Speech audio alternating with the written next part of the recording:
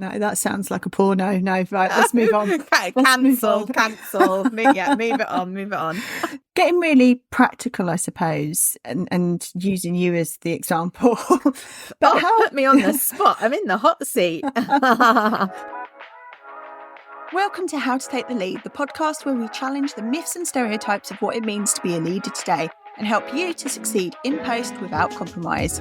I'm Lee Griffith. And I'm Carrie-Ann Wade, and together we will be your guides, questioning everything we've ever learnt about leadership, sharing our experiences along the way, and inspiring you to make a real impact in your role. Visit howtotakethelead.com for show notes, past episodes, and to join our community. Enjoy this episode.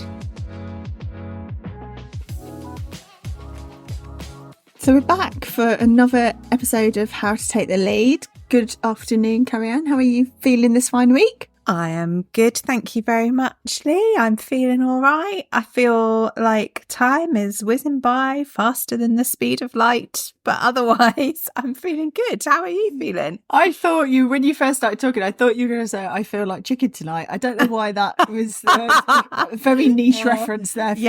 And we're always showing our age on this blooming podcast with our niche weird references to stuff on TV and magazines and things. Board games. I actually am having chicken tonight if you're interested. But not the chicken tonight, if that makes sense. Do they still even do that? Is that still a thing? No idea. I've got it lined up with things like Frey Bentos pies. Do they still I think exist? They still exist, yeah. Like sort of easy, something in a jar, just zhuzh it and go. Yeah, chicken tonight. I saw someone reference Smash the other day, and I definitely thought that was an 80s, like left in the 80s, but someone was definitely... There's powdered mashed potato vibes. Oh, did not know that was a thing. Everything's having everything from our youth is having a comeback, it would seem. Anyway, nobody cares what I'm having for dinner. How's your week been, Lee? My week's been good. It's been a good week. It's kind of hump day today, isn't it, when we're recording this? Yes. So we're at that midpoint of the week where it's either going to go up or down. Who knows? And on a cliff edge. We've not got a sense which way it's going to go. So you've left us hanging there, Lee. So next episode, I'm going to be checking in. Did it go up or did it go down? So if you are new to the podcast or you're watching us for the first time on YouTube, hello, please do hit subscribe, follow, whatever the button says on your device so that you keep getting this fantastic leadership chat that we are demonstrating so clearly as we open this episode. Join our Substack community if you haven't already. That's where we kind of old school blogging style, just having a bit of a non-verbal chit chat about leadership stuff. So if that's your thing, come and join us there.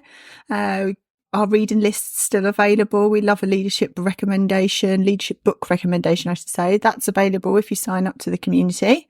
Absolutely. There might be some new lists coming for a new year, potentially, just to zhuzh things up a little bit, to keep things exciting. Yeah. Tell us, if we were to do a leadership list, what would you want us to list?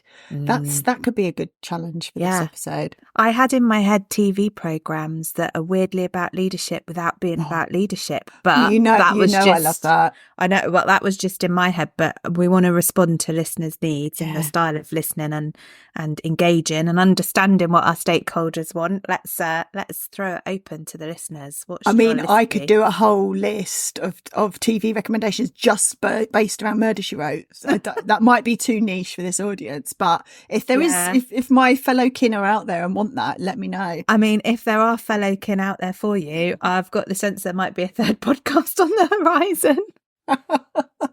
Just very nichely about that. I'm going to have this I'm going to be distracted all episode now while I try and think about what that podcast needs to be called. Jessica Does Leadership. No, that sounds like a porno. No, right, let's move on. Okay, cancel. Move it on. Today's episode, right, so we've kind of, I think, touched on this already in the 2 episodes that have already been happened. Great English there. The 2 episodes that we've already broadcast and published in this series have touched on this topic, but I want to delve a little deeper into leadership strategy. And I don't mean your organisational strategy, though obviously you do need one of those too, and that's a whole other topic. I'm talking about your personal strategy as a leader. So this is one of the 3 cogs. I'm going to go for cogs. We're having cogs this series. Yeah. We've had buckets before. Now we're having cogs. Love it. This is one of 3 cogs that I think is essential for leaders to consider if they're going to make the right impact in their role. So for me, having that clarity in your leadership strategy is like the most important thing, because it's how you determine how you operate in your post, how you operate in your organisation. It's how you define what your approach is going to be, what your style is, what your values are. It's basically your vision for what you want to achieve and how you're going to achieve it as a leader. And as I say, we've kind of touched on this already in a couple of the past episodes, but I really want to focus in on this because I think we can get too caught up in organisational strategy and all of that kind of stuff, and that you lose the essence of you and what you want to achieve as a leader. So Carrie-Ann, what's your views? Does having a personal leadership strategy vary from an organisational leadership one? And is it something that you've seen? It's definitely different. So having a leadership strategy is definitely different from having an organisational strategy, and where the organisational strategy is there to set the direction of travel for the organisation, the goals, the targets, kind of where the organisation is heading.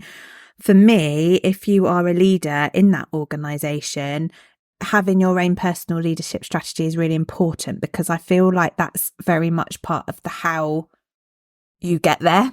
Like, how is that going to be delivered? It's almost for me like the human part of that. And actually, you could move to a different organisation that's got a different organisational strategy, but actually your personal leadership strategy might not change that much, because it's really about who you are and your approach as a leader, and being really clear about that and how you're going to implement that. So that was definitely my kind of first thoughts in that space. Yeah, one of the things that I often talk about with leaders, and if anyone's listened to my other podcast, you'll have heard me mention little plug there, love it. So Leaders with Impact, podcast heathen.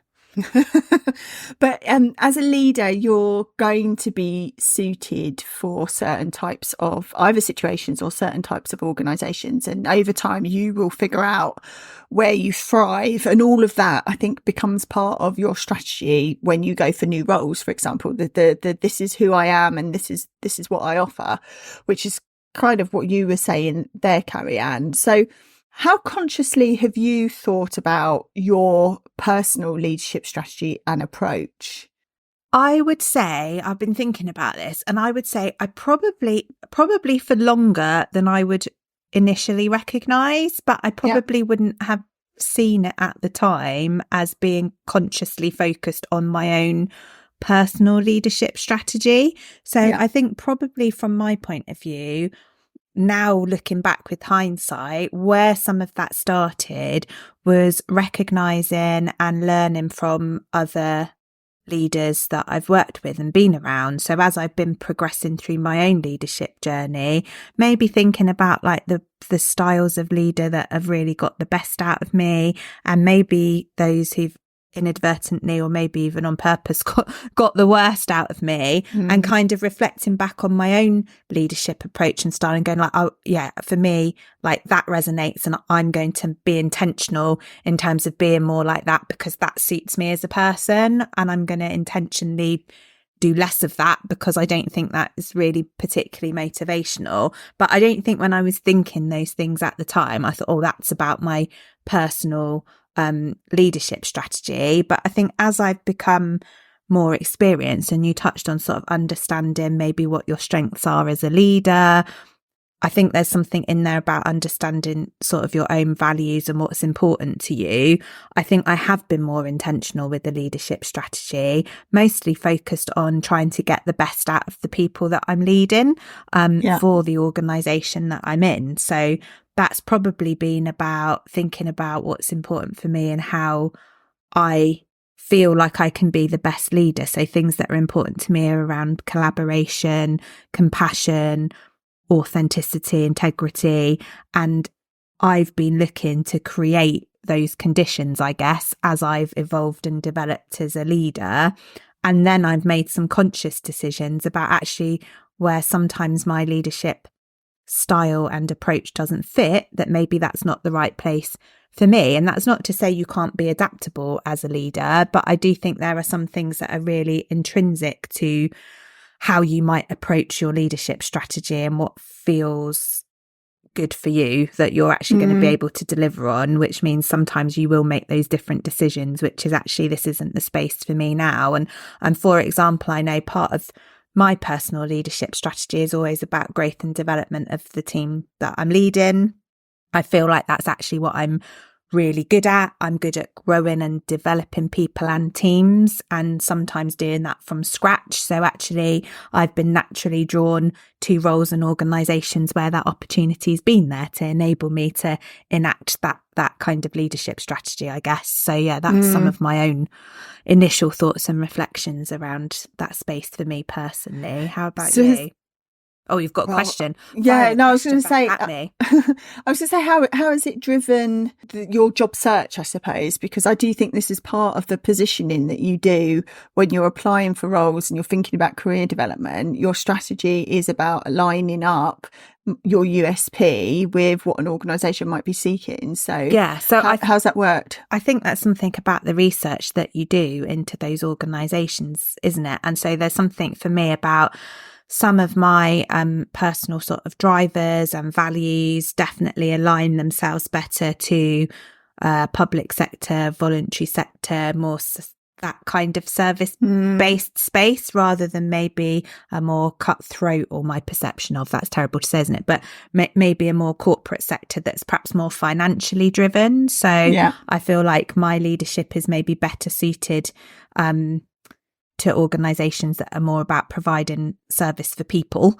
than perhaps anything else. So that's definitely maybe driven some of my career choices and my professional growth. And then I think there's also been something about really trying to understand as best you can. You don't really know this until you go into an organisation, do you? But understanding what the leadership team and the culture and the ethos of the organisation that you're going to be a leader in is really like, as best you can. Like sometimes you might be, a bit blindsided by something that you weren't expecting, but actually being able to kind of understand what are other people's perceptions of this organisation. How do people feel about working there or receiving a service from that organisation?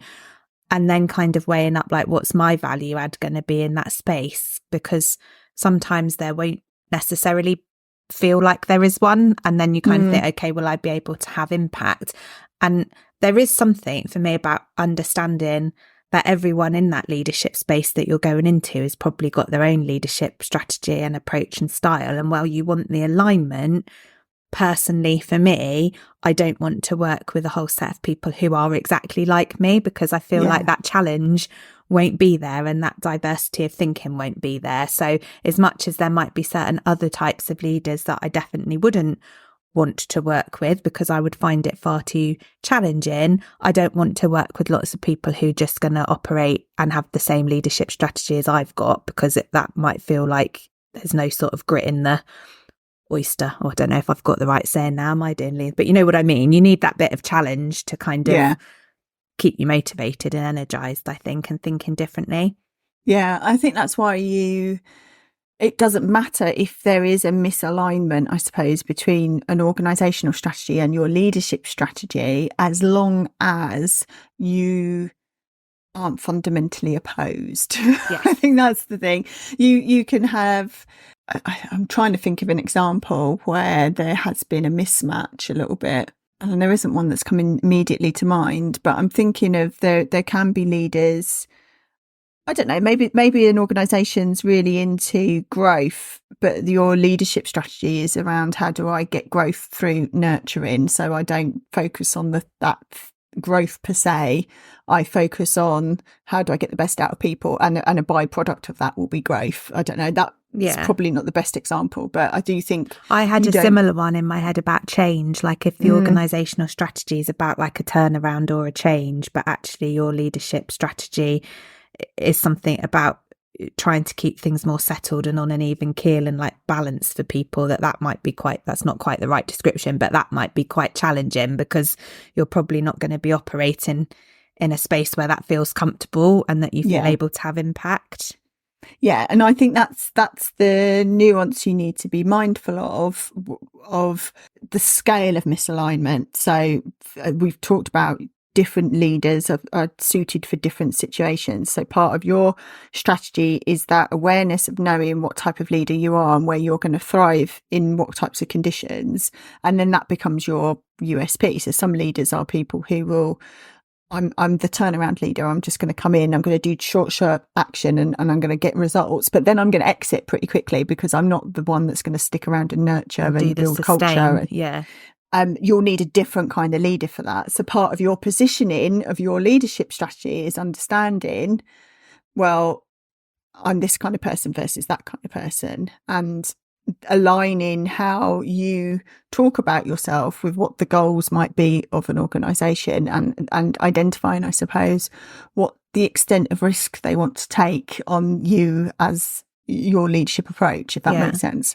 Yeah, absolutely. And there will always be that level of risk involved, won't there? Like for the organisation and then you personally, but also for you going into a group of leaders who maybe might be more established in that organisation, or you might be challenging some of their thinking. And like I said, you know, you were talking about what approaches been that have worked for us. As much as you can try and do your research and understand where that fit might be, or where that misalignment potentially might be, and work out whether that's okay. Just sometimes you just won't know until you're in that space and it's all working itself through, because sometimes that misalignment, like you say, if it's not a huge amount, doesn't matter, because there's someone else in that leadership team with you who can do the bit that's you know, their skill or their expertise, or where their strengths lie, where yours don't, and that's okay. And I think sometimes you have to think about that when you're building your own team. So I think about that a lot when I build teams, and I'm thinking about who might be the right fit to be in a deputy position for me, for example, because there will have to be some alignment, but actually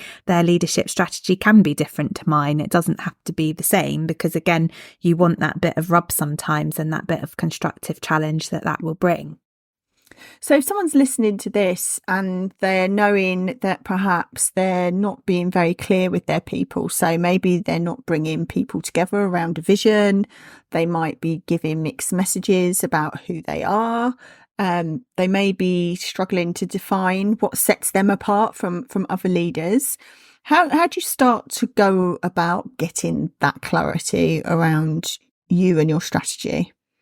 I think for me, if you're thinking about how you start to work out what your leadership strategy should be, you do have to do that in a sort of self work, if I'm honest. I think you do have to be clear, for example, on what your values are and how you might be demonstrating those values, because it's really easy to say your values are like, you know, want collaboration, compassion, all of those things, but actually you probably have to start questioning and seeking, so we know I've talked about this before, seeking some feedback to work out whether that is actually how you are coming across, and it's not just a tick box of me saying all these things. Actually, do I deliver on those things from a values point of view?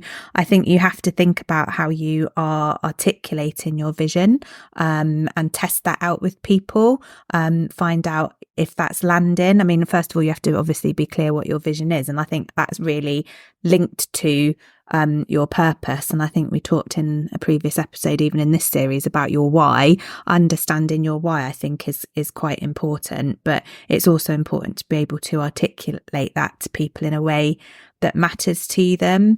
And it's something that we've talked about before when we've entered teams as new leaders, but there is something about understanding the sort of stakeholder needs and testing that out through the lens of your own leadership strategy. So actually, you know, and that's the conversation I think we were just starting to have around, you know, what do these people need from me as a leader? And is that something that I'm able to deliver on or not? And being able to accept that maybe it's okay if it isn't, a different type of leadership is required that might not sit comfortably with you. So that's how you make some of those decisions. But I think once you're starting to think about those things around your personal values, vision, purpose, the next step is then to create that intent. So is everything that you're doing intentional in terms of demonstrating and delivering on that leadership strategy that you're starting to define for yourself? Because if it isn't, then something doesn't feel quite right there, I would say. Yeah. It can sound really grand, or what's your leadership strategy? But it is just like an organisational or a programme strategy. You know, you need to have that vision, you need to have objectives, you need to be clear on what your measures are so you know what your outcomes that you're seeking to. You need to have some tactics, you need to be clear on your messaging, you need to be able to then map that out and go, right, well, you know, if for example, if you are starting in a new role, and it could be, well, my leadership strategy for my first 100 days is going to be by the end of the 100 days, I want to have heard and understood the concerns of my organisation. I want to have a clear roadmap of how we're going to define what the organisational strategy is going to be. I want to have met the key stakeholders or whatever it could be, and then that broken down. So it's really, really intentional to the point that you will be able to measure the impact that you're having. And I think, there are a couple of things that came into my head as you were talking there. And one is about that measurement. So actually you also have to build in those opportunities to evaluate how it is going, and actually does something need a tweak? Have you been too focused on one part of your leadership strategy and ignored another bit that actually needs you to invest some more time and energy in it? How is it landing with people? How are people feeling about the way in which you're leading them? Are they getting the results you wanted them to get through your leadership? So I think that evaluation and sort of measurement point is really important. And then, I know you talk about it a lot, Lee, with your 100-day plan conversations, but I think, there's something for me, and I was going to say there was an example of a chief exec who I know you know well in the NHS, Laura Scaife-Knight, who started a new job in a new organisation and talked about her intentions for her first 100 days quite publicly on her social media channels, and then published her 100-day report, which was her findings from what she set out to achieve. And I think that's the other bit. There is absolutely no point, and this does not matter if it's your own personal leadership strategy, an organisational strategy, or any other form of strategy in between, if you're not able to communicate that strategy and you're not signalling to people that you are operating with intent to deliver on that, what's the blooming point in having one? It just becomes a document or thoughts in your head or whatever that's just filed away, and you've done a huge amount of work investing in it, but then you're not actually keeping it alive. So that being able to communicate what your strategy is as important as when we've talked about communicating your vision, giving clarity around direction of travel. Like, I think it's as important to be able to get comfortable in talking about what your leadership strategy is with the people that you are working with. That's absolutely why I see it as a cog, because for me, the 3 cogs are that complete clarity on what your leadership strategy is, then that piece around self-leadership, and I mean by that, how are you executing your leadership strategy? What are the boundaries you're setting? How are you working? How are you organising in yourself and the people around you? And then the communications being the 3rd cog. So if you're not communicating those other 2 things and you're not giving clarity around those things, then you're not going to take people with you. And you need all 3 of those to be moving in harmony for you to have the right impact in a leadership role. Yeah. Absolutely. I don't disagree with you. I think that's really important. Like you say, none of that really works if you take one bit out. No. So it's so interwoven, isn't it? And we've talked a lot about, clarity you need to give as a leader and how to communicate better as a leader. So absolutely, I can see how that all works. So definitely for me, it's about that, once you've done that work to determine what your leadership strategy might look and feel like and what it actually is. It's that kind of delivery of it and acting within, being intentional to operate in the way that you've set out from the point of view of your leadership strategy. Getting really practical, I suppose, and using you as the example. But put me on the spot. I'm in the hot seat. How much we talk about intentionality, we talk about awareness, we talk about all this stuff. How much time and space are you giving to the development and evolution of your leadership strategy? Oh, if I'll be really honest, because what's the point in having this conversation if you're not as much as I probably should be. And I think that's probably one of the challenges that leaders face, because they get so caught up in everything else that's happening in their organisation that they maybe don't feel like they are able to, or often don't feel like they should, because maybe it feels a bit selfish, because you're talking about you as a person, aren't you? Like individually, making the space to do that reflection, that monitoring, that checking in. I think sometimes you feel a bit of guilt about making that time to do that, but I think it is absolutely crucial to do. I have to say, I probably do it better, and I don't know if this is going to make sense when I say it.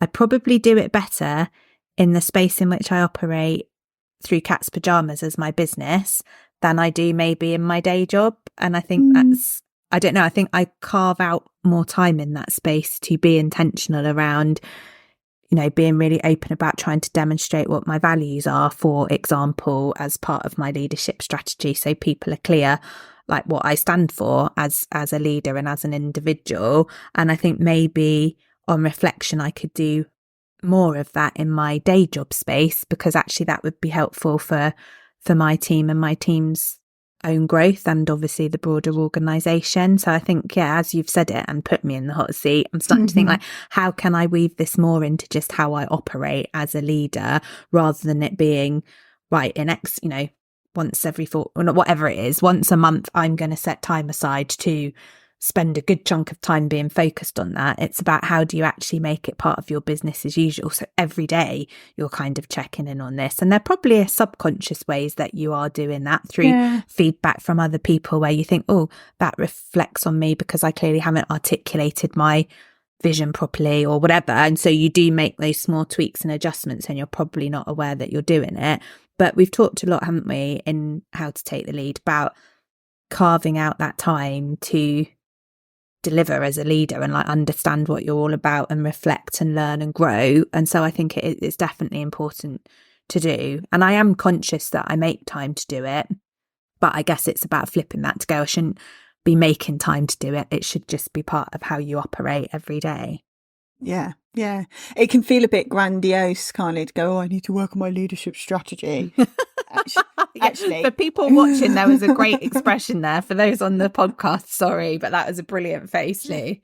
But it's that sense of, it doesn't need to be this. You don't need a document that you put on your shelf never to look at again. It is all about intentionality of showing up, and it could be as simple as, look, what's my end game, and what are the stepping stones I'm going to do to get to the end game, whatever that might be. Yeah. And then reflections at the end of each week around, how am I showing up as a leader this week? And do I feel comfortable with this? And we do lots of things, don't we, generally in life, around things like gratitude journaling and all of that kind of, what 3 things am I grateful for this week, this day, whatever. But actually you could very easily build into a daily practice something around leadership for sure. And there's even things where I have started to think about how I manage my time during the week, and having my like 3 non-negotiables of the week. And actually, if other stuff doesn't happen, those 3 non-negotiables are really important.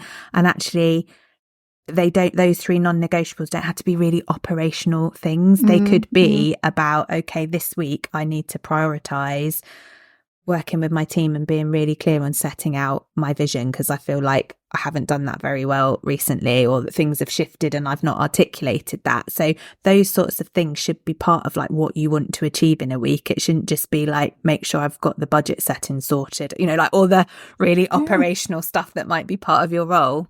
But you say like budget setting, why would you be focusing on budget setting if you're not clear on what the outcome you're trying to achieve? Like, we could jump into the execution of the operational detail without ever tying it back up. And this is where I think your leadership strategy is the anchor that you can keep returning back to, because you're going, right, the decisions I've made this week, are they aligned with where we need to go to? And if they're not aligned to, or they're the types of things I don't need to be making decisions about, then I've got a bigger question around how am I prioritizing my time? What am I focusing on? All of that kind of stuff. And I think that can be part of your leadership strategy, can't it? About actually doing that check-in that you are spending your time as a leader on what you should be spending your time on as a leader. And that's part of being intentional as well, isn't it? And I've definitely noticed that recently for me.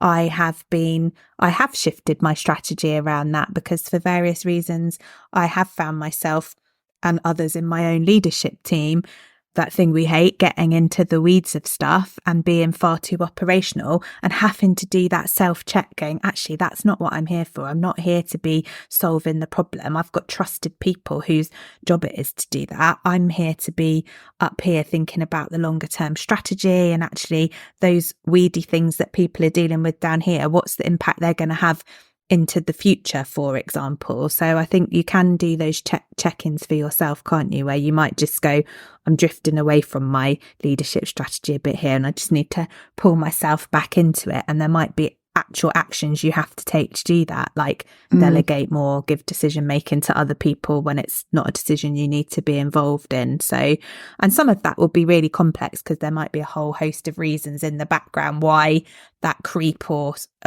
shift away from your strategy has started to happen. But actually being conscious of that and aware of it, and being able to start having those conversations even just with yourself, is quite a helpful space to be in. Yeah.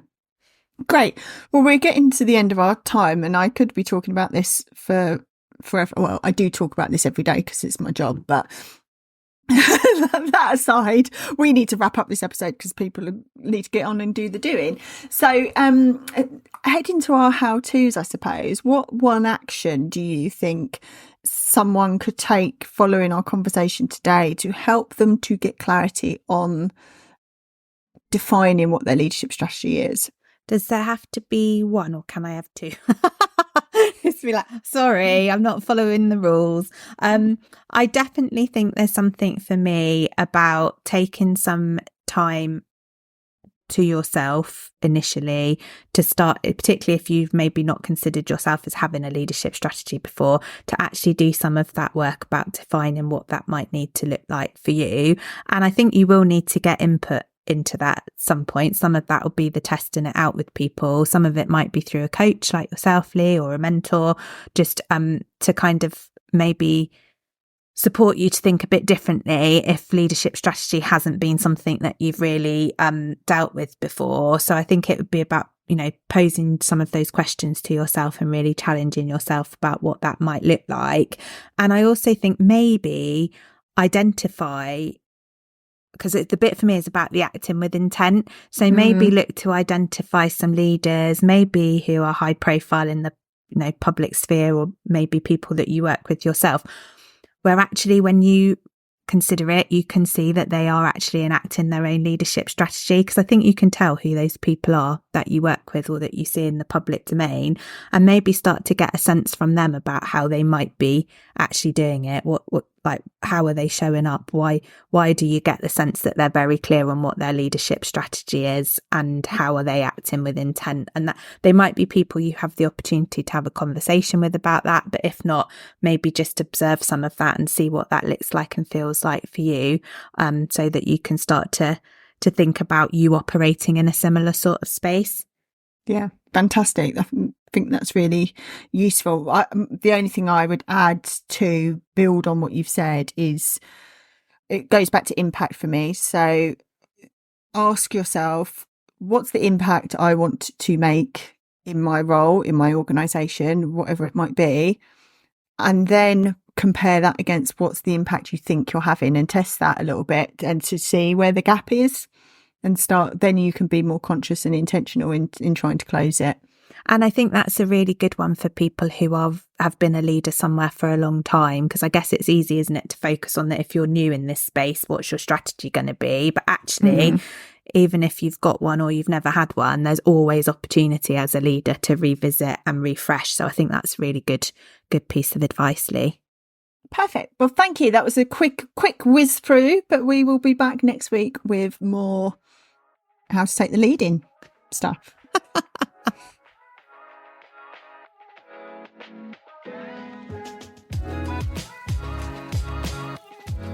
Thanks for listening. Don't forget to hit follow to make sure you get the next episode.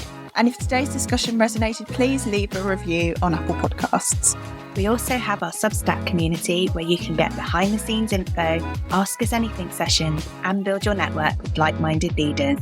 Visit howtotakethelead.substack.com to find out more.